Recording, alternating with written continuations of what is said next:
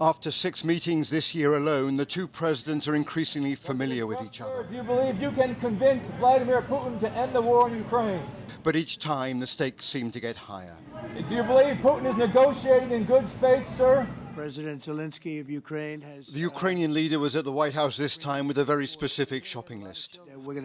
We're going to get it ended. Hoping to get Trump's approval for the supply of Tomahawk cruise missiles. And he even suggested an arms trade. The United States has Tomahawks and other missiles, very strong missiles, but they can have our thousands of drones. That's why where we can work together. The look on the faces of the Ukrainians told the story of their dismay, as Trump suggested instead that he expected a peace deal to preempt any such arms deal. Hopefully we'll be able to get the war over with without thinking about Tomahawks. The supply of cruise missiles has the potential to tilt the battlefield in Ukraine's favor, putting Moscow itself well within range. These two leaders do not like each other. Trump went on to suggest that Zelenskyy might also turn up at the Budapest summit, even if he refused to be in the same room as Putin. It's the president, and the president. Okay, 3 presidents. And I'm the mediator president. And I'm mediating not an easy situation. It should be easy, but it's a lot easier when people understand each other, when they get together, and when they like each other. We don't necessarily have that situation as far as like is concerned. Maybe it can turn around, maybe it can.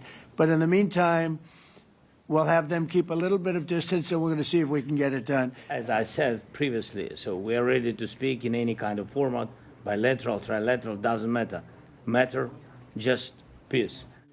Trump then addressed the question of whether Putin agreeing to a Budapest meeting was just a maneuver, buying the Russians time.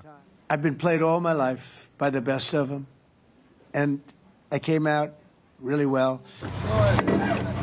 But such optimism appears in short supply on the battlefield, where fierce clashes dominated by drone warfare and by artillery barrages continue without pause.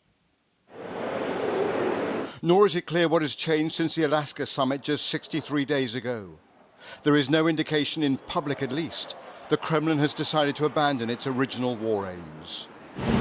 President Zelenskyy! Zelenskyy left the White House with receding hopes of receiving those cruise missiles. How was the meeting? While Trump headed out for Florida, feeling that his success in brokering a ceasefire in the Middle East has validated his distinctive and deeply personal style of diplomacy. Robert Moore, News at 10, Washington. Well, since Russia invaded Ukraine, clearly a lot has changed on the ground. This is the current situation following months and years of, at times, almost grinding trench warfare and a virtual stalemate.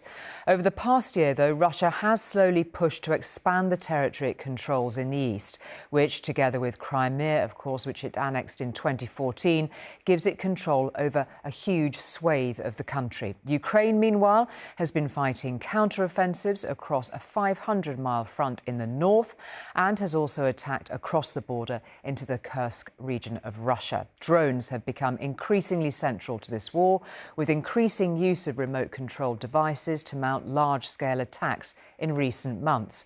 Russia has used them to target Kyiv and other cities, while Ukraine has struck air bases across the border with Russia. With those successes, Ukraine now wants President Trump to provide them with long-range Tomahawk cruise missiles to strike deeper inside Russia, a possible game-changer and something Trump talked about with Putin yesterday, provoking an angry Russian response. Well, let's go back, though, to Robert in Washington. I mean, it's interesting, isn't it?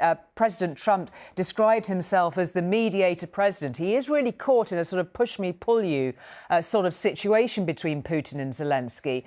What, then, can we glean ahead of the summit in Budapest, do you think, from what we've seen today? Julia, I think there's no question the Ukrainians are leaving Washington tonight feeling disappointed, dismayed, even a little disorientated by what happened at the White House this afternoon.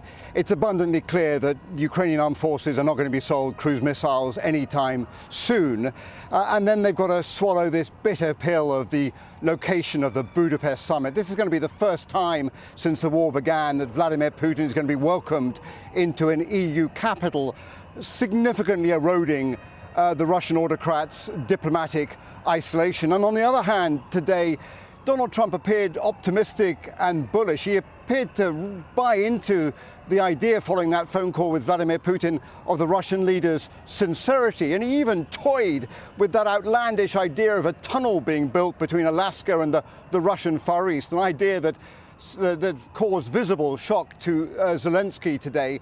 I think there's lots of questions, diplomatic questions, still swirling around this town tonight. Among them is going to be this question of whether Zelenskyy himself will turn up at the Budapest summit.